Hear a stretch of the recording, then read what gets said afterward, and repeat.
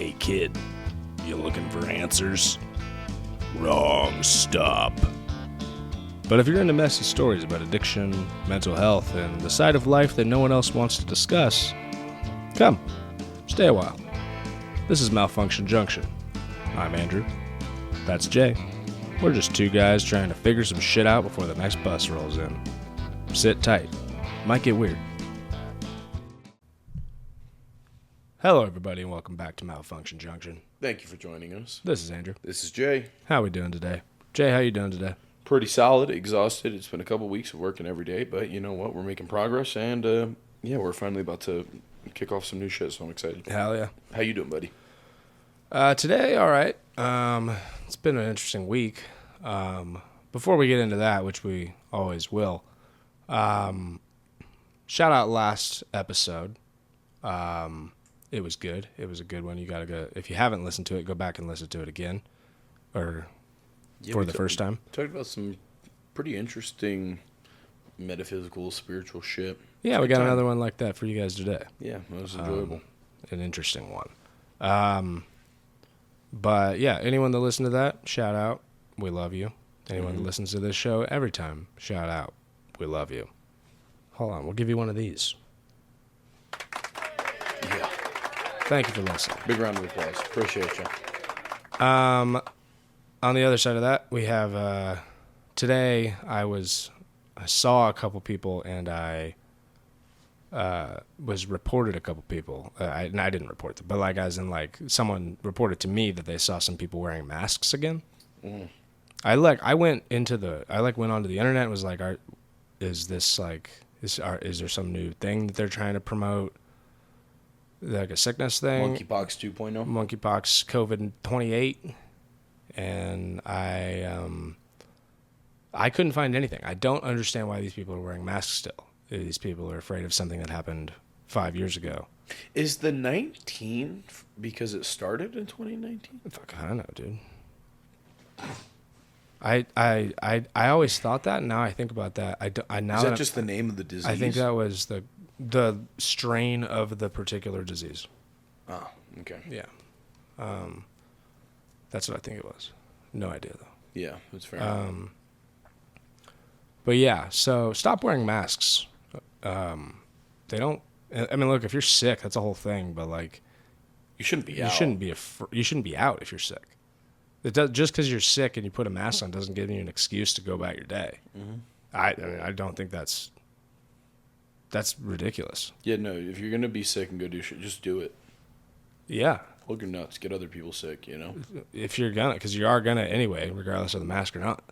It's just like for the people that have slight autoimmune deficiencies, like I know a few, you still want to build up your immune system. Well, yeah. If you're around someone and they're coughing and they're clearly extremely sick, yeah, sure. Just be away from that person. Yeah, or distance. But yeah. If you can't, then yeah. Like walking around the city all day, every day is criminally insane. Yeah. And I support the mask wearing in certain situations. Agreed. If it's in certain my cousin has a heart transplant. If he's around, if his family gets sick, he wears that motherfucker. He's been doing that always, as he should. Yeah, I think it's fair to wear the mask if you cannot be not around those people. Right. But at the same time, it's like if you have a mask and you're not constantly washing your hands, then you're gonna get fucking some transfer germs anyhow. Unless you don't believe in germ theory. Shout out to our boy Greg. I don't know where you're at. I think you're in Vegas now. If you ever listen to this, shout out. I love Greg. you, dude. You're fucking nuts. You're nuts, but cool. You're the man. So cool. Yeah. That was one of our first like moments we kind of bonded. Really, I think like where we were arguing with Greg about flat Earth theory and gravity. Gravity. He didn't believe gravity. No. It's density, man. What does that mean, Greg? Tell me what that means. Tell me what that means, you asshole. Love him though. Greg, if you're listening, please write in. Tell us what that means. Tell Michelle I said hello. Yeah, tell Michelle we said hi. Yeah, he's to anyone who has never met this man, which is probably the majority of our listeners. He is an NYU graduate and a registered nurse. And he doesn't believe in German virus theory. Nope. Crazy. God bless him. That'd be like a mechanic who doesn't believe that like gas starts vehicles. Yeah. You're like, what? Oh, wait. But you're you fixed the engine. How do you not know how the engine works? You don't believe in it? Yeah. Same with Greg. Yeah, that's basically the same thing. I wonder if he just didn't prescribe people antibiotics. He's like, dude, you're going to be fine. Like, That'd be crazy, dude. how many people came in with, like, serious illness? Yeah. Just, like, staph infection, eating away. He's like, dude, you need to fucking sunbathe. Yeah. Like, I don't know. Know. Yeah. Pray, dude. Put some tonic on it. Yeah. All right. Moving forward. Yeah, so we'll go on to clean but still a mess here. Favorite section of the week. This goes into my Saturday, is what I've titled here, Ping Pong Saturday. I did not play ping pong nor table tennis or the same thing, which are the same thing. Mm-hmm. I didn't play either of those things. It's just fun. I love it. I thought I was really good at it. I mean, my dad used to play all the time in the garage at home. I mean, then we went to like a club. Yeah. And got our fucking asses. It's like that with pool though too. I play people all the time. They're like, "Oh, dude, I've been playing pool my whole life. I'm pretty good." And it's like, play me. I played with a coach for 2 years. Yeah, there's a difference in that. Yeah, and you're like, "Nah, dude, it's not the same." Yeah. Should I get a ping pong topper for the pool table? It's too small in there. Fair. Yeah. All right, moving forward. Anyway, I would love that. Nothing more than that. You would fully block the walkway for minutes at a time. Yeah, anybody that would, it'd be not good. Yeah, so Ping Pong Saturday for me was I had a good day up until like 5, and then I just felt like I couldn't do one thing, so I went and tried to do another thing, and then couldn't do that thing. So I didn't give up and tried to go do another thing. I know what you're talking about. Yeah, and you know, I won't go too into detail, but it definitely was one of those days where it was just like, fuck, man. And eventually I just went home and went to bed. Yeah. And it was one of those days where it was like, all right, I can't win today. I'm going to try again tomorrow. You were in libertarian purgatory, dude. Libertarian purgatory, yes. Yeah, it's rough. It's a rough one. It's not great. That's going to be the title of the episode for sure. Libertarian purgatory. Fair play. Yeah. Liberal entertainment just isn't your thing, man. No. And it's nothing. I don't know. It's fucking. You know what I'd love to see? I'd love to watch. It wasn't even the liberal entertainment.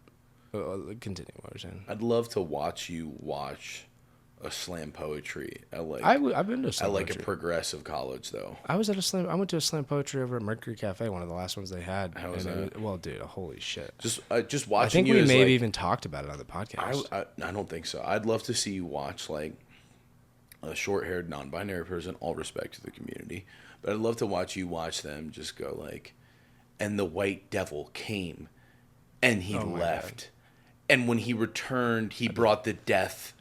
You're white too, man. Yeah. Just watch you fucking the forehead vein you have pop out. Yeah. Be great. Yeah. Yeah, You could sleep on Saturday night though, at least. Yeah, I slept fine. That's good. Sleep fine every night. I'd take fucking stuff for that. Fair play. Yeah.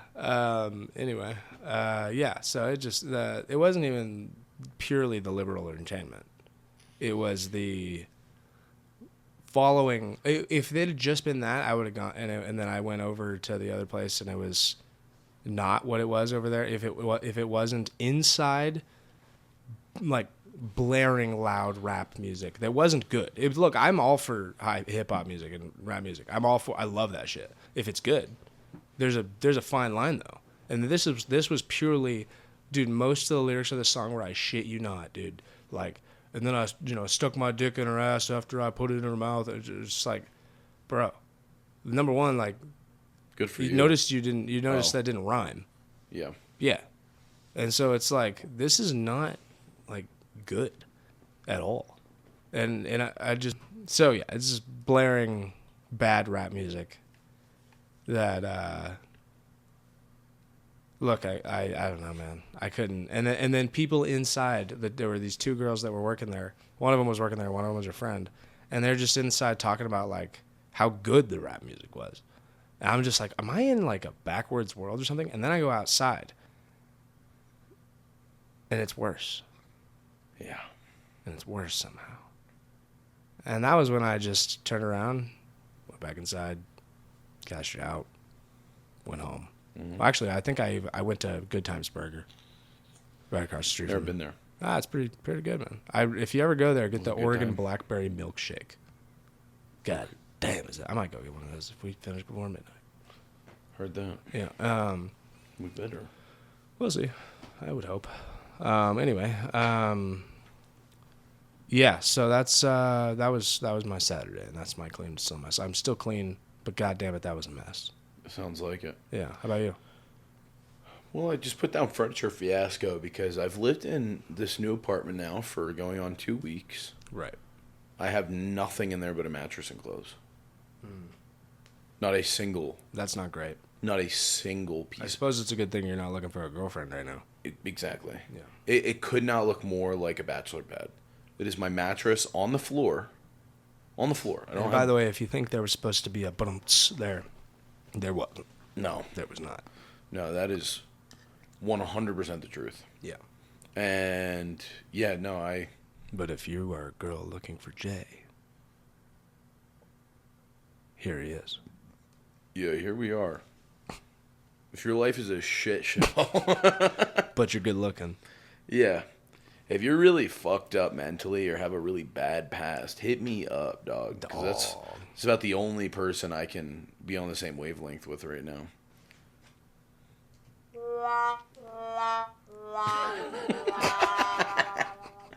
Yeah, if your life is together, if you have hopes and dreams and visions, then yeah, I'm probably not the person for you right now. No. We'll get there one day. We'll get back to it. You will. But in the meantime, In the meanwhile, if you just need something to pass the time, Jay's still not your man. Still not. You're like, whatever, dude. Send a DM to Malfunction Junction podcast. we'll keep her rolling. I run that fucking Instagram. Oh, dude, you're just gonna get like triple D titty pics now. That's awesome. These are for Jay, I swear. Anyway. So yeah, no, I gotta get furniture. I feel like a real degenerate. It's better than my last apartment, which was so inundated with bullshit and fucking trash I didn't take out that it was horrific. And now I'm the exact opposite of that. Like I'm scared to get too much stuff. Yeah. Yeah. So we'll figure it out though. I think you supposed to go get a couch tomorrow. Yeah, you need a couch. You need a bookshelf too. You probably do. You probably got quite a bit of books, huh? Yeah, I got like 3 boxes of books. You need bookshelves. You need one of these bad boys. Yeah, that one's nice. I have 4 of those ones, and that's the only one that's not full. Yeah, we'll figure it out. We'll go to Goodwill. Yeah, it's easy. Or those ones are the Amazon Classics one for fucking $30. $30, whatever. $30. I don't know. I have no idea. $22.50. I don't know what Take it or things leave cost, it, man. All right. Well, what's new in the sports world, brother? New in the sports world. Hold on. You don't have to fucking tell me what's new in the sports world, Siri. Suck my dick. Siri decided to jump in on that question. Shut up, Siri. Siri will one day be able to do that, most likely. It'll sync up to a Bluetooth Jelkmaster 9000. Just fucking jork your shit, dog. Yeah, that's going to be the day. It's the future. We went from flying cars to voice-activated flashlights, which is pretty cool. Yeah, if that's one way to look at it. That's cool. That's one way. I don't know about me personally. I'm a fan of real coitus. Whoa. What? Coitus? Don't make it real, dude. Coitus. Ew, that's disgusting. I'm not gonna do it. It's a rank word. I'm not gonna do the ASMR. Cunnilingus. Cunnilingus.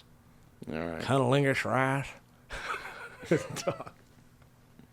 Who's that from? That's the Chappelle Show first episode. The fucking Clayton Bixby, the black white supremacist. Yeah. Is he the blind one? The blind black white supremacist. Yep. That's an all-time skit. It's fantastic. Yeah. All right. Quick into sports talk, which we're doing here now. We'll probably stick to this. I would hope. We got this is a constant flow of content. quick sports talk. We're going to do any sports thing. Since we last recorded, which was Tuesday, July 22nd, that is a week from today. We record hopefully on Tuesdays and release it on Saturdays.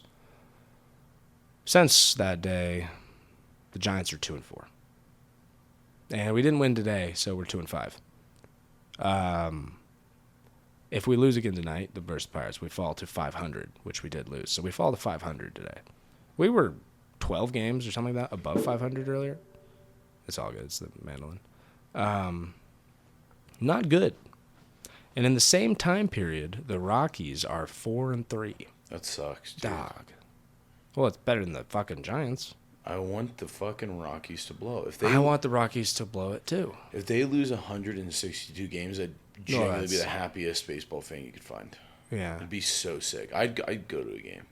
I'm still supposed to. I told you I would, but... Yeah, I have those tickets September 1st, too, that you said you okay, cool. Yeah, we can do that one. Yeah.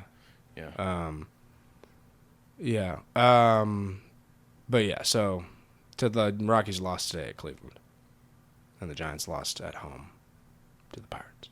It's rough. Neither of those. I mean, Cleveland's pretty good, but the Pirates are not good. We shouldn't be losing to the Pirates. No. I don't know enough about baseball really to comment. Fair enough. My wheelhouse is UFC, which, speaking of... Yes. Robert Whittaker got robbed. Okay. That's my dog. He got robbed. What happened? The big Aussie. Right. Fucking... What? Then we get this fucking South African dude, Rene de Ridder. Sure, yeah. Yeah, that was like Spanish or something. Sure, yeah. The South African accent is a bizarre one. Yeah, I'm not a big That fan. I think fucking we've gone over that here. Afrikaans. We've gone over that. South Africa.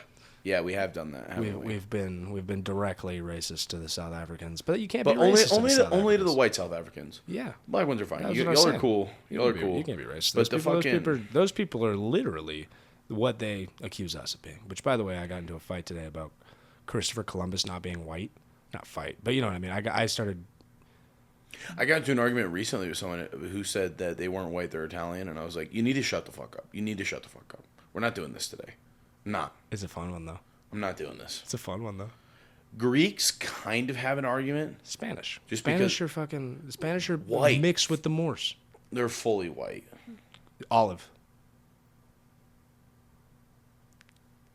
Avocado. Fine. Are we just naming fucking vegetables? What are we doing? You're Olive white. Skin. Oh my god. Because they have a tan? Well, I mean, I like, dude. Listen. That's not Listen. If you meet a person from Spain who has more blood, I'm happy to say that person is not white. They're mixed. But ethnically Spanish people are white.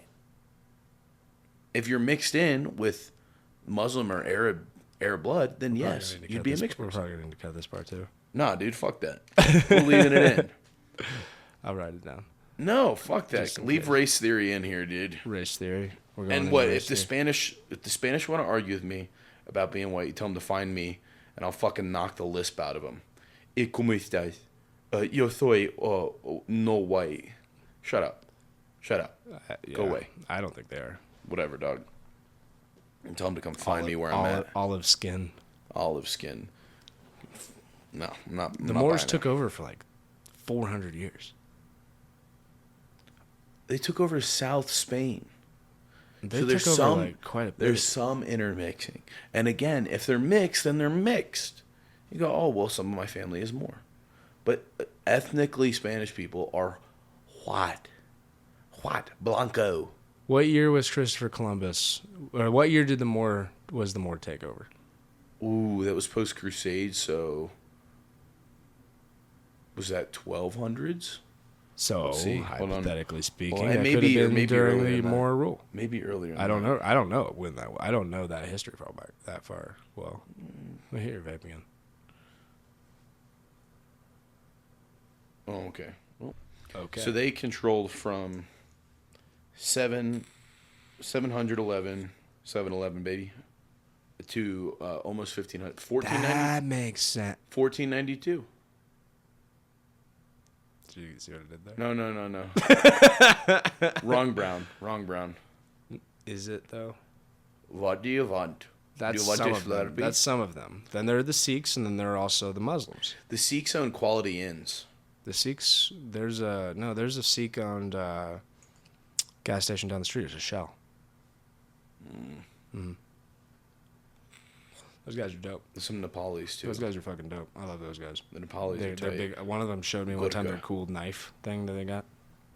Oh, the Sikh fucking... The one with whatever the the little, hell it's it called. looks like a cutlass almost. It's sick, though. I don't know what it is, but it's dope. Have you seen the Nepali one? The kukri? No. It's badass. Very cool. My favorite knife growing up. But yeah, they controlled right up to 1492, the year Columbus sailed the ocean blue. Isn't that wild? So Columbus grew up in a Muslim-controlled What were Spain. his parents? Wait, where is he from? He's not Spanish. Spain, yeah. No, what didn't he move there? Oh, that's right. He's Portuguese, isn't he? Something like that. He's Portuguese. The country who gave him the funding isn't the country he's from, and I don't remember which it was. Either it's Portugal, or he's either Portuguese and got the money Italy. from Spain. He's Italian. Yeah, okay, that is what I thought. Interesting. And then he went to Spain because he went to the Italian. I don't know what that's called. That would Not have been president, that but would have been at the time. he went- No, at the time the Pope would have been the head of. He didn't go to the Pope. Well, the That's head someone of else. that would have been Whoever the head of state was, he went to them. Right. Didn't get it. Went somewhere else. Didn't get it. Went to Spain. They said no, not yet. And then he went back, got the funding, and then sailed the ocean blue. And now we think of him as a monster. So Which is Columbus rightfully so. He was pretty monstrous. was white. Unless you want to make the Italian argument, in which case, go fuck yourself. Hit it. Hit it. We're gonna change course here on the Malfunction Junction podcast. We're gonna argue about Italians. No, I'm just kidding. You want to talk about a malfunction? You talk about fucking the... Okay, go ahead. Anyway, Moving on. on to the next thing, and actually, let's roll. And we're back. So we are gonna head on into the main section here. And the question here that this is another one of those that I thought of myself, and we didn't have listeners ask us. Good job, Andrew. Anyway, and what made me think of this, I'll preface it with this. What made me think of this one is, well, I'll put it afterwards, whatever the hell that's called, the suffix. Okay. I'll suffix it. Suffice it.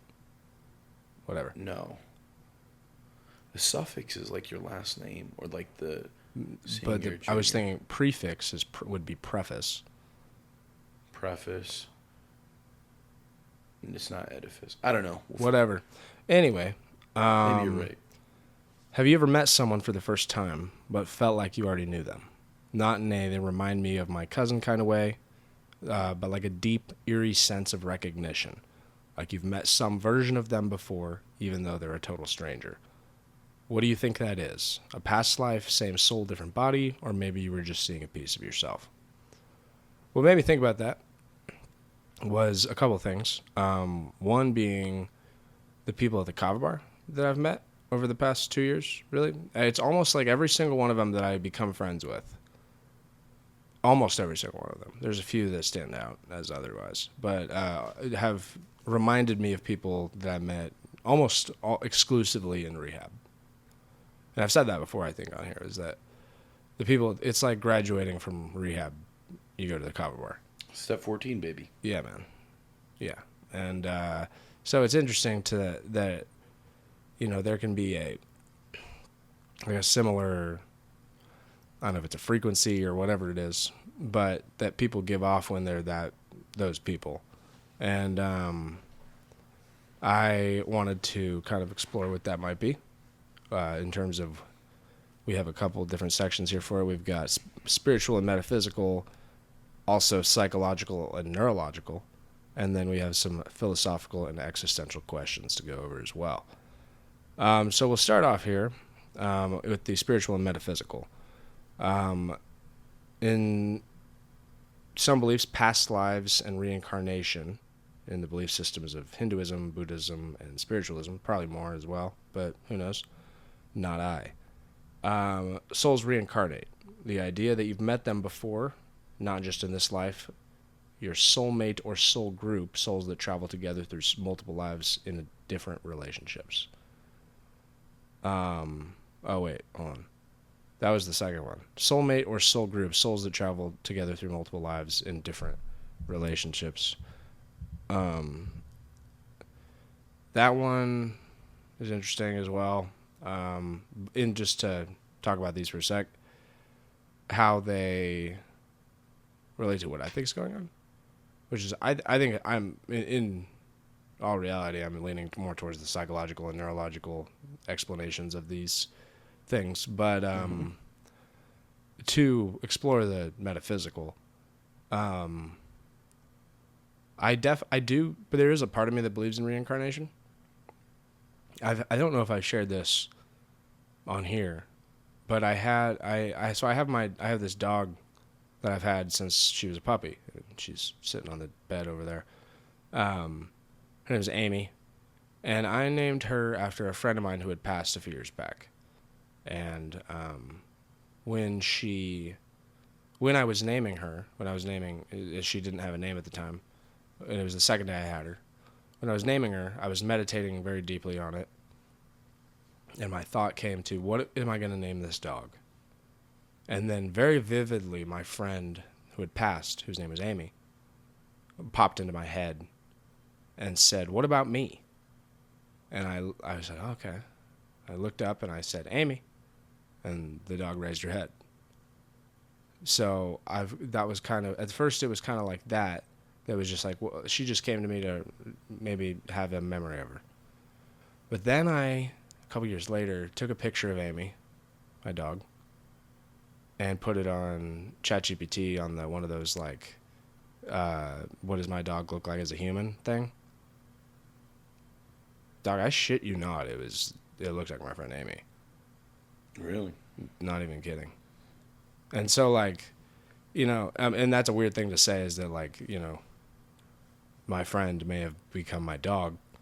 I don't know how true that is. I don't know. But it's definitely a weird thing. It's definitely like the fact that I had that experience in the beginning and then that's what she looks like. It's eerily crazy. It's just insane. And so, and when I met her, I felt like I'd met her before. So it's odd. The whole thing is odd. Where'd you meet? Rehab. In Austin, Texas. Got it. Yeah. So yeah. Both of those ideas, when considering that, are interesting. Because I don't know that I believe in reincarnation as a spiritual concept. No. But, I mean, we talked about this a little bit on the last episode. Like, my view is that I don't think the soul or the spirit thinks or processes intention in any regard. I don't. I mean, the question you have here, I just read it, is, do you believe souls have a purpose that unfolds over many lives? Yeah, I don't know how much I don't know. I don't believe that souls have, I just think souls are. Like, I don't think that it's believe more in the idea of, like, apotheosis of, like, interacting with the soul enough that you just return. I don't really believe in the separation of heaven and hell and so on. But yeah, I don't. I do believe in reincarnation as a metaphor, similar to what my dad had always said growing up. But kind of in that, like, I would say the closest I can compare it to is the butterfly effect. Of just that every interaction you have leaves a ripple, and that ripple carries on after the rock is sunk, and that is the reincarnation. Well, that's quantum mechanics, isn't it? Isn't that every choice, you have two choices, and then you'll split off into the infinite amount of choices you can make between them? I don't know that I consider it quantum mechanics. I mean, that's more about I'm gonna forget quantum the name. Theory. That's it is and is not at all. It's more like qubits, like non-binary processing, but regardless, right. I just think that, like, the metaphor of how we interact with people, carrying on through, and then leaving changes that become visible. Like, if you want to call it a frequency, it's not really what I'm what resonates with me. But regardless, And we'll get to that in a second. you meet somebody who carries on in a certain type of way, and when you meet someone else who's carrying that kind of same energy and flow, I do think there's a sense of recognition there. And Yeah. I do think there's an underlying component to the way we engage subconsciously with people. It goes beyond looks. It's, the way you carry yourself. Like, I'm sure there's a lot to do with little things like the posture or head movements, things that you would never be able to identify of like, oh, fuck, he does that the same as my buddy that I grew up with. Sure. But they have those things. And there's a sense of familiarity to them by nature that you don't, and some things like smells and pheromones. Yeah, that and actually goes into pattern recognition here. Yeah, and where it's just like psychological and neurological part. they're naturally carrying, again, these similar types of behavioral patterns and maybe language and speaking that you don't acknowledge as like, oh, well, they're the same because they have very different views or they look different, whatever it may be. But they carry all these other small aspects, and those carry on through all kinds of people. I don't think that the views are shared with the soul. Agreed. That's why I'm saying that, like, I think that the like feeling someone hypothetically is speaking, largely due to the subconscious aspects of how we engage with people, not so much like, oh, this is you talk the same way they do. About like the same shit, like you have the same interpretation. Yeah, absolutely. Like that's very direct. You just go, oh, you remind me of my friend because you have the same views. But feeling like someone, I think, has more to do with the small nuance of how people act and interact with other people. Absolutely. And you pick up and go, oh, this feels like somebody I've already met. Right. And it's because they maybe have some of these similar mannerisms and ways of engaging. Another one of these metaphysical ones, spiritual. I don't particularly like this one, but the idea of twin flames or shared souls, a new age idea that two people can be halves of the same original soul, separated and seeking reunion, which can feel like an intense or even disorienting connection on the first meeting. I mean, I tell you, it's something that when I'm single, I never believe in, but there's been a couple women I've dated that it felt that way. But just immediately within... I was actually thinking about it the other day. Like, I think a lot of this has to do with how you communicate and how much time you spend communicating early on. But, the two serious relationships I had within a month of dating both of them, like when we go out, people would be like, how long have you guys been together? Like, I've known each other for like 3.5 weeks. Nice. And they would go, they'd be like, oh, wow. It seemed like you've been dating for years. And I was like, yeah, it feels that way. Like, it feels normal already, Right. And those types of things did... start to push me towards believing in the idea of this kind of spiritual connection. But it's also kind of similar to what happened with, how do you say his name? Dostoevsky? Oh, yeah, Dostoevsky. The Russian philosopher, I believe, was his primary role. Yeah. Or ethics professor. I'm not 100% positive there. But I know I've heard that... I'll be honest, I get Russians' names confused. Yeah. And I can't say that I've read any of his work or know all that much about him. I've just heard him spoken about that he was a strong atheist his entire life, was very much a believer in the physical and human interaction and more kind of objective ways of determining ethics. And then his wife died, and he was like, there has to be something after this. Like, this can't be the end. I love her too much for it to be over now. Interesting. And Jordan Peterson had talked about it as... kind of evidence of God's existence, of like, oh, even Dostoevsky. And to me, I see that as that seems love, like a last resort. Yeah, and love is so powerful that it does feel like it has to extend past simple chemical interactions, So I don't know about the twin flame shit, but I can tell you that every time I get into a relationship like that, it does change my mind. I go, I don't know, it feels different. Well, and that was actually the other thing that was the similarity aspect of it, is that's how it is kind of with Madge and I. It was like right when we met, it felt like I knew her. It felt like I'd met her. It felt like I was supposed to know her from there. And it's and you start noticing all the little like synchronicities and shit of like, oh, look, the timing was perfect, and literally, literally, because then it's like, oh fuck, it feels so crazy, but I don't know, is that chance? Like, where are you bound to have that at least once in your life? I don't know. It's hard to say. Yeah, it doesn't feel that way when you're in it though. It feels like it was that was the universal design, was for you to meet that person at that time. Yeah, when you're ready, and they're ready too. Yeah, it's interesting how that works. And you can't get past the human bias on it. That's the thing that makes it so crazy, is that it's such a powerful emotion in the time. Yeah. And I don't think this is limited to romantic relationships either. I mean, I had this experience with friends that I met where I know this is a really weird way to describe it, but like,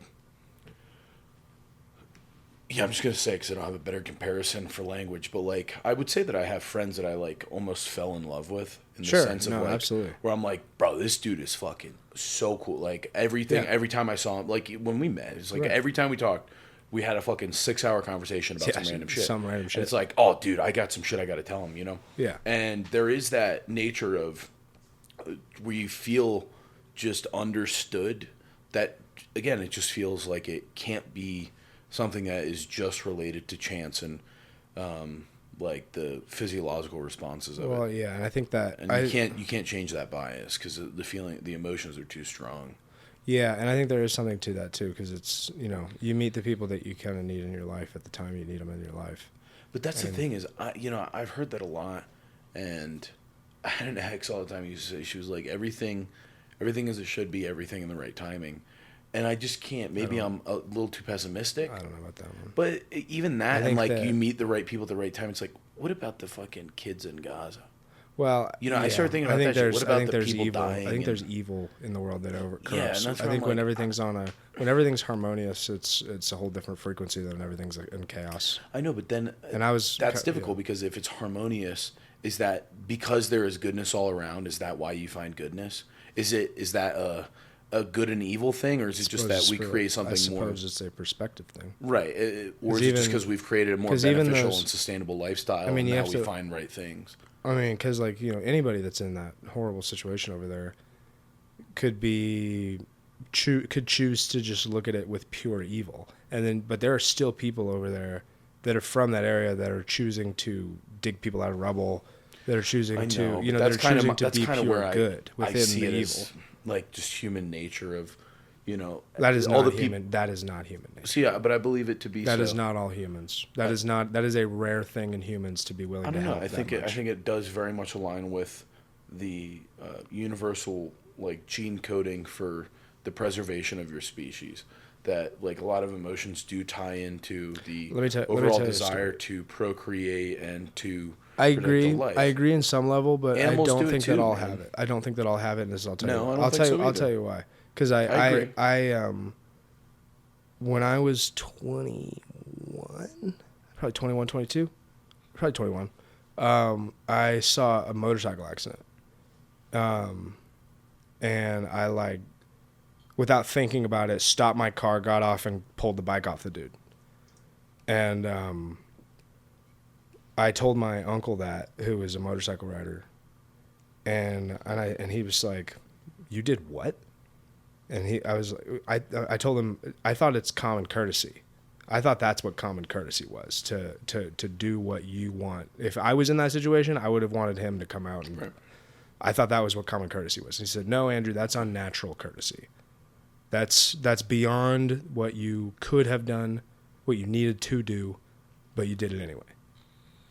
And look, I don't really necessarily agree with that. And I think that's a societal thing, man, because if you go to certain areas, everybody feels that way. Certain areas, but not small all. Towns? Not all. I'm in a small town. It's not all. But I'm saying, like, if you go to most small towns, it's a very common belief. And I think I was in a small town. I think that what we're kind of discussing here in terms of that desensitization. And I guess also not everyone's raised in a small town. No, and there's a lot of desensitization, but that goes into, like, hyper-individualism and like late stage capitalistic progressive societies that become incredibly focused on individual identity. And so as a result, but if you go to a town of 300 people and you don't help out your neighbor, you're going to be chastised and ostracized from the community. Sure. Because there's an expectation. And again, like that, you are inherently connected to all people in the community because everyone is a part of your active life. Well, yeah. We get to a city and there's fucking 4 million people and it's like, all right, well, what? I'm going to stop and help every fucking person I see? I can't. No, but I don't think that's... I spend hundreds of dollars a week when I don't think that's the point, though, because I think that even people that live in small towns sometimes want to stop to help. No, I don't know. I think that empathy is taught. I grew up in a small town. I believe that empathy is taught. And I think that most of the evil people that we're talking about that wouldn't help, I think if they were raised in the right households and around the right people, wouldn't be that way. Which is why Yeah. it's hard for me to see it as evil. I see it as ignorance. That's fair. You know, That could be I don't fair. know that I believe in some people. I don't think people can be truly evil. I guess I'll say it that way. I believe they can be manipulated by something that is evil.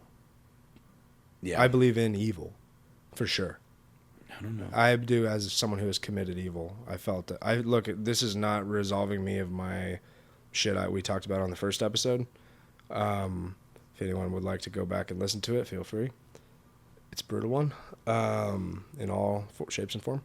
But in my own actions within that, I felt, and not to absolve myself of it, but I felt possessed by something. Mm-hmm. Something that was not allowing me to think by my own standards, and it told me to do something that was stupid, and I listened. It's my fault, but it is still, I did feel that when I was doing that, and so I don't know. I think there is something evil. I don't know if people are inherently evil, but I think that there is something evil in the world. There is just as much, if not more, good, though. Yeah, it's hard to say. I guess I don't know. The more time I spend on things like that, the more I can't help but kind of existentialize it. And all right, well, if there's good and evil, where does that stem from? And then does that mean that there is a counteract to God? And that's why I see a lot of it as kind of neutrality. Well, there has to be. It's like, everything is an equal and opposite. We're playing footsie over here. Is that your foot? No, That was my shoe. That's your shoe, and that's your shoe. Yeah. On my own too. Nice. I don't know. It is difficult to say because everything is an equal and opposite reaction until you get into, quantum mechanics. It's a little different. Everything has a infinite possibility of reaction. Right, and that's the part that I don't know. I see as.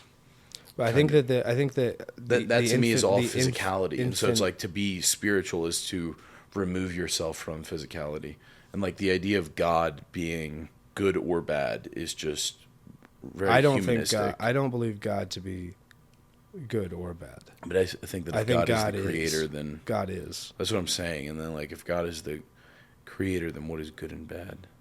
A human construct.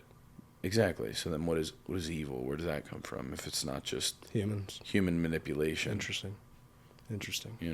Maybe it's benevolence and malevolence, which is, still better words for those, but it's still just stuff that are counter to our own interests and pro our own interests. Yeah, I can see that. And I do believe that there are forces out there that we can't see. But anyway, we'll get on to this next part. That is the deja vu and recognition of energy. Some say we don't recognize faces. We recognize energy, vibe, and frequency. The eerie feeling might be less about the person and more about how your nervous system responds to familiar emotional signature. Yeah, so that's a little bit about that. We won't get too much into that one. We've kind of already talked about that a little bit. No, yeah, that is pretty aligned with what I think is most likely happening. Yeah, and then we'll get into the psychological and neurological explanations for this. I'm going to have to look closer to this word. It says cryptomnesia. Is that what that says? Cryptomnesia? Yeah. When the brain forgets a source of memory, you might have seen someone in passing or in a dream, and when you meet them later, it feels like recognition. Mm-hmm. That's, entirely possible. I mean, it's absolutely an interesting one, especially with my terrible memory that I already have. That I had, seen half these people before and met Magdalene before, but just not remembered it. Who knows? Well, here's an interesting idea, too, with the cryptomnesia. But one of the things I heard, I just looked it up to confirm it, but the brain can't create new faces. And oh, interesting. yeah. But when I've taken psychedelics. I remember there was a time when I heard this when I was younger, and I was on mushrooms, and I sat there for like 45 minutes, and I swear to God, like stop motion, like, you know what I mean, like 5 or 10 a second, just flipping through my brain of faces I had never seen. And then it started happening when I smoke weed, and I just see faces by the thousands of like wild. Shit of people I didn't recognize, and it's like, are all of those people I'd seen throughout my life, and now when I see new people, I associate them with these, you know what I mean, that, or is it there's some ability with the assistance of substances to, you know what I mean, kind of amalgamate them into new faces? I don't know. I think also our brain wants to see faces. Yeah, there's a name for that. I forget what it's called. I forget what that's called too, but I think that is a true thing. Our brain does want to see and make. Yeah, that's why you see shapes in clouds and faces in the wood. Yeah, it wants to make an association that it recognizes.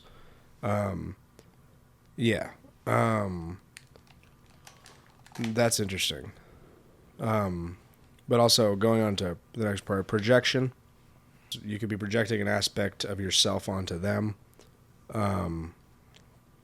Something buried, a shadow, a wound, or even something like a dream you once had. Yeah, that kind of goes into what I was saying. Yeah, that does sound much more similar to that. Pattern recognition, we talked about this a little bit earlier. The brain is wired to recognize patterns. A familiar speech cadence, posture, or look can trigger a subconscious association, giving the illusion of familiarity. And also attachment theory.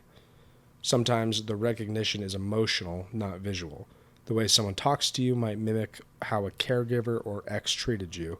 The body responds before the mind can catch up. And and you know, I'm no psychologist or neurologist, so I don't know much about these things from that standpoint. So we'll get on into the philosophical and existential questions, which I know equally nothing about. But the question here, that I have several questions that I wrote down, basing it off of the first one, which was, what does it mean to know someone? Is it something that only happens over time? Is it about shared history, or is it about resonance? I think just given those two, and the third one is, or can you know someone right away? And then there's a couple more after that, but I honestly think it's about resonance. I think, and you know, shared history too, and you get to know people better over time. And also people can hide who they are pretty easily in the beginning. But over time you learn some shadows get pulled back. But I do think it's about, a lot of it is to do with resonance of how that person affected your thoughts when that person resonated with me. At the very least sparks a curiosity that you would like to know that person. And I don't know if you can know someone entirely right away. I don't think so. I think you have to know someone entirely ever. I don't know. I don't know, because people always have their own things that they do behind closed doors. Yeah, there's a good quote. You can only meet people as far as they've met themselves. True. And I don't think anyone can ever know themselves fully. It's actually another topic that I want to bring up. We'll talk about it on the next episode. But essentially, there's some Tibetan beliefs that like the focus on self-development is inherently flawed. That it's leading you away. That you can't solve problems when you're the one asking the question about yourself. Interesting.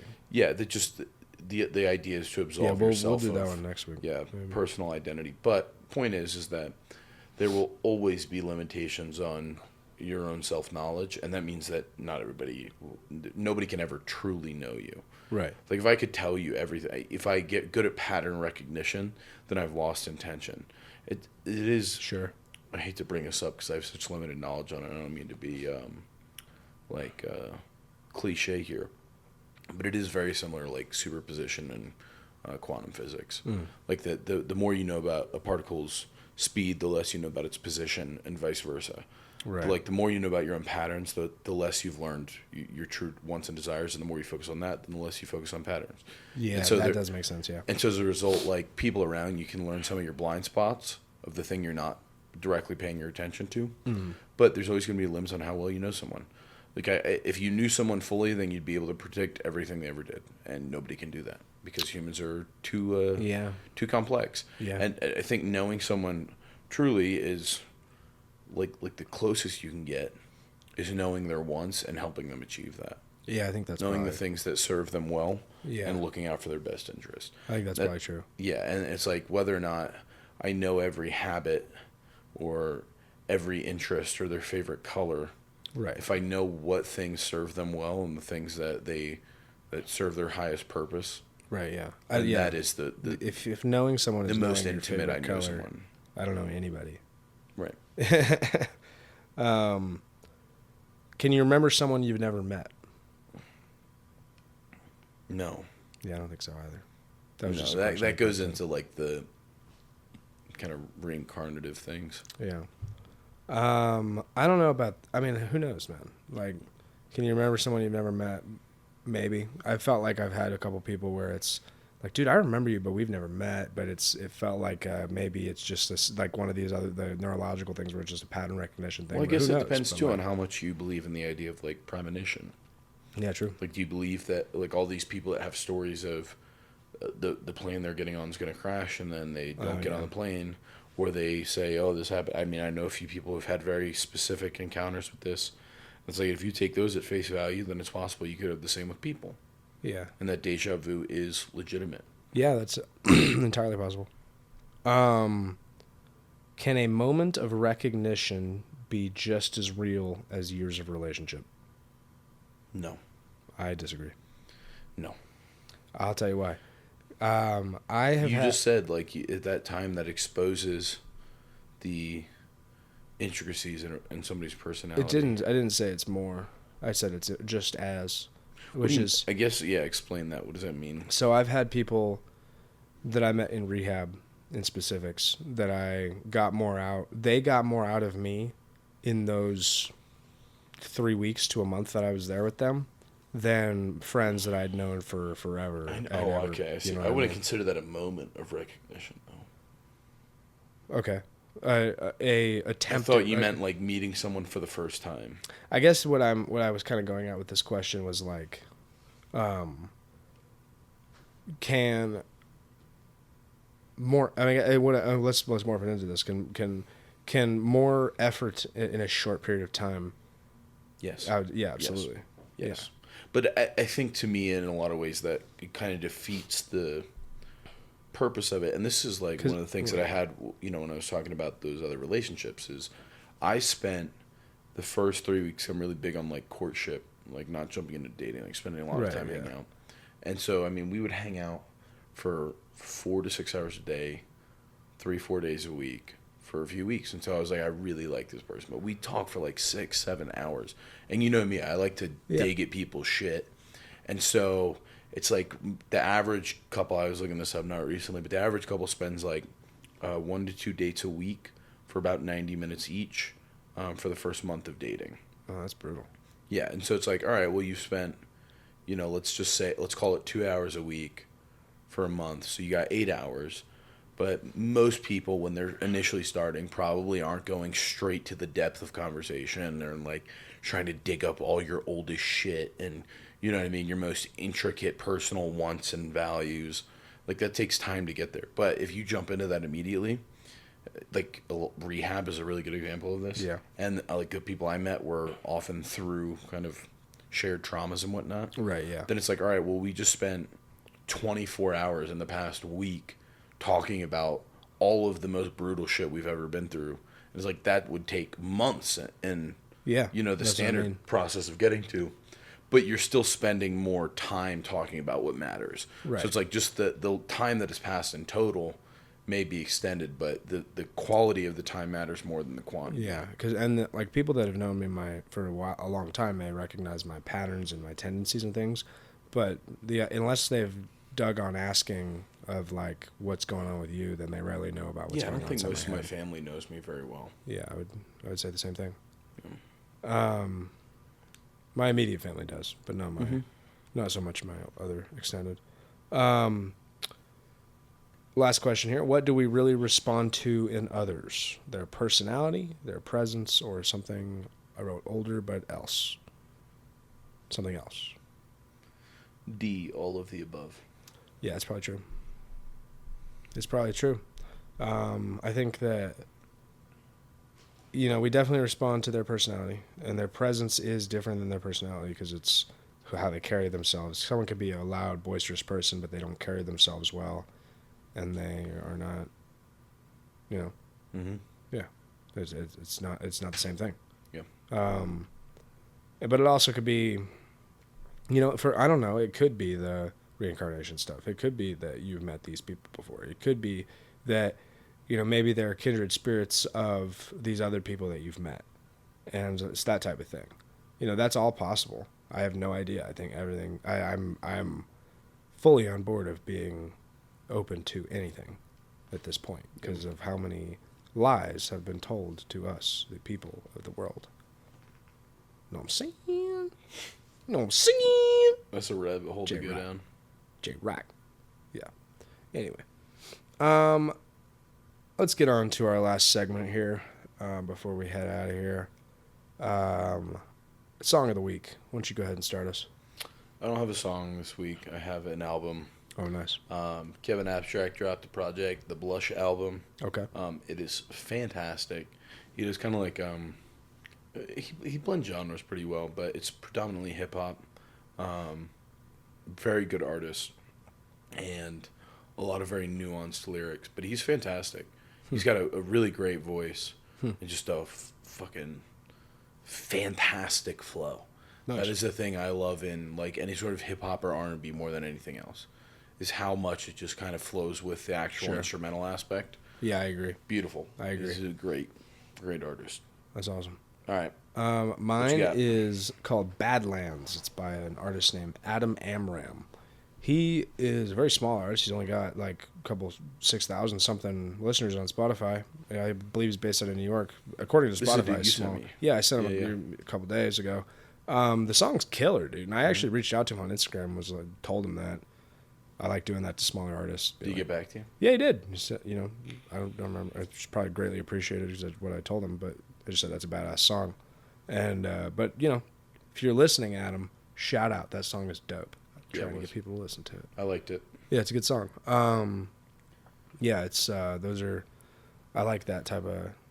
He sounds like he is based in New York, like I said, but I think he sounds like he belongs in Austin or something, or Nashville even. Just like that sound, that and I hope he gets big. The fame he deserves. The fame he deserves.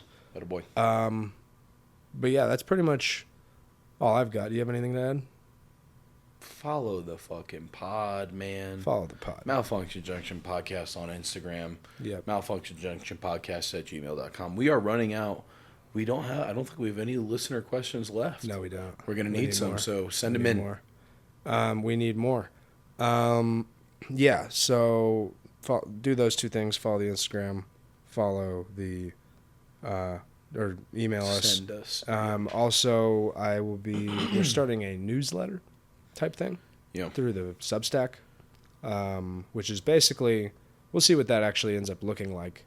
But at the moment, I'm just going to be kind of trying to write more and put that in there. And we'll see what else and just updates on things. So if you are interested in that, I will put the Substack link at the bottom of this description of the podcast, and please follow that. It'll be interesting. Donate to Night Cook. And donate to Night Cook. We could use the help still. It's we're in the editing process. I've worked far too many hours for far too little dollars this week on Night Cook, and that's fine because it's about finishing. It's about making something. But it is still need money, and I'm running out of that. Yeah. It's okay. Gotta figure it out. I actually got a potential, not job, like big like a real job, but like doing work for someone. Nice. Yeah. And I have another one that I got that I have to fucking I have to make an ebook from a PDF file. And that shit is a lot harder than I thought it would be. Really? Dude, I don't even know. It involves like coding and shit, and I've been like having to learn how to like teach myself how to do that shit, and it's not easy. Sounds wicked. It sucks, dude. It sucks. So donate to Night Cook so I don't have to do that. Fair play. That would be nice if I could just pay myself off of a budget from movie for a little bit. But if you don't, I understand. Mm-hmm. That's it for us, everybody. Have a great weekend, you junkies. You guys have a nice time. Goodbye.